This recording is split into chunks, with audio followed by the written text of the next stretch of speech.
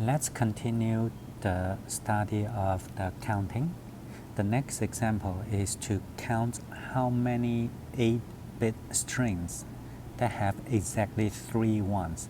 So this is an 8-bit string. We have to fill in 1 or zeros. And how many are there so that on exactly 3 ones? So this question can be approached by thinking about this problem by selecting 3 of those, say selecting 3 of the blanks, and then those are the blanks that will be filled in ones. And for the rest of those, once you pick the 3 blanks to fill in 1, the rest automatically will be determined because they will be filling zeros. So in other words, how many different 8-bit strings that have 3 ones, this is exactly the same as how many ways to pick 3 blanks for you to fill in ones. So therefore, the answer is we have 8 blanks. We're going to fill in, pick 3 blanks so that we can fill in ones there, and then it's automatically determined, right? So therefore, this is 8, choose 3.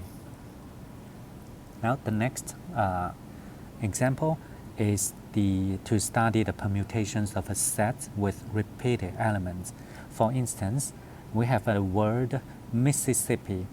Here we want to see how many different ways we can order these letters. Well, or basically you can think of how many different words we can create using the letters from Mississippi. One temptation students may have may say, well, there are 11 letters here. How about just 11 factorial? That will not be true because when 11 factorial, all the orders matters. Just think about like when you switch the order of these 2 letter S, they will result the same word, right? So it would not be considered as a different word. So if you do 11 factorial, that you have a lot more. You overcounted too many. So that would not be correct. And how do we solve this problem?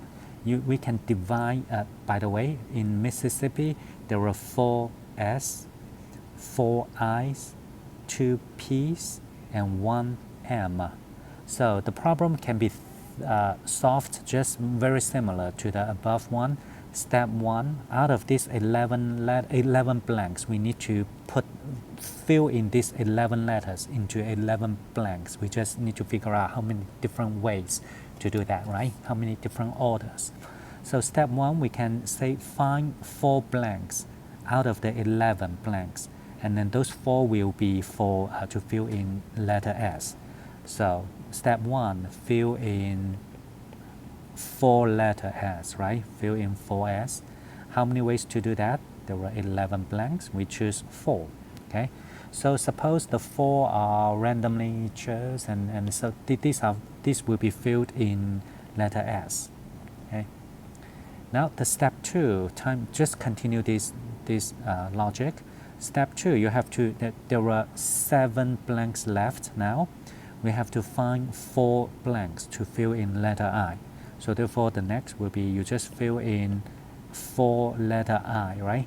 So therefore, by the way, only 7 blanks left now. So 7 choose 4. That will be how many ways to fill in 4 I's. Say suppose the 4 I's are gone, right? Suppose, and then how many you are left with? You are left with 3. So basically 7 minus 4, which is 3 blanks you are left with. Then you can fill in 2 P's. So you have 3, choose 2. And suppose 2 are gone for P, and you're left with only the last one. And then you're going to certainly fill in the 1 M with the last one. So only 1 blank left, you're going to fill that in. So 1, choose 1. And the task can be completed in these 4 steps. So therefore, we need to multiply them to get the correct count. So 11 choose 4 times 7 choose 4 times 3 choose 2 times 1 choose 1. Now let's simplify.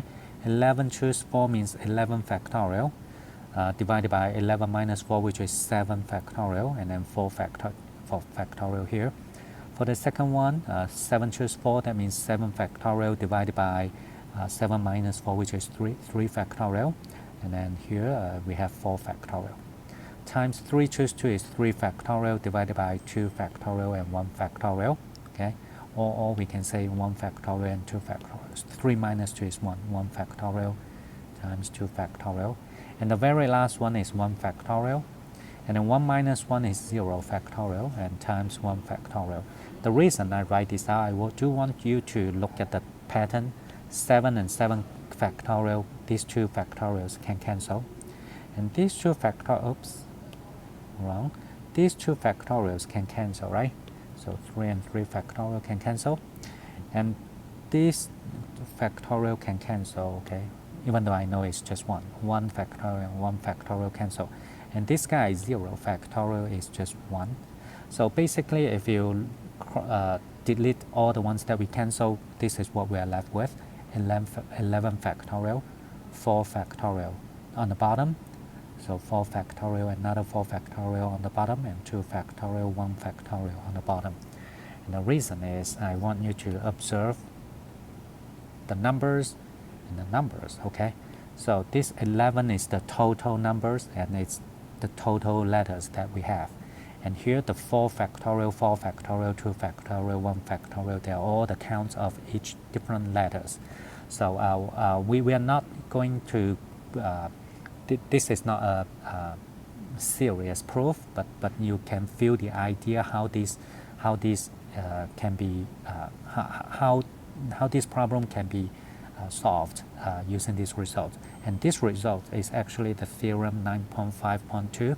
So what does it say? It says, in a set of n objects, suppose n1 are of type 1. So here, for instance, 4 are of the same type letter S, okay? And so on and so forth. n2 are of the type 2, and nk are of the type k. So here we have 4 are of the type I, 2 are of the type P, and so on and so forth, right? And of course, this n is the sum of all these, the counts for each type. So here we have 4 plus 4 plus 2 plus 1, that's equal to the total count, which is n in this case, which is 11. So n is the sum of these n1 plus all the way up to nk. Then the number of distinct permutation of the n object will be n factorial divided by, I hope that you can, through this example, you probably know what the formula is. So n1 factorial, n2 factorial, times all the way up to nk factorial. This is actually called the multinomial theorem, okay? All right, that's pretty much it for this section. I strongly advise you to read some advice about counting, and also look at the example of the 12 for example of double counting. So double counting is very, counting is tricky. Sometimes if you are not careful enough, you easily can double count.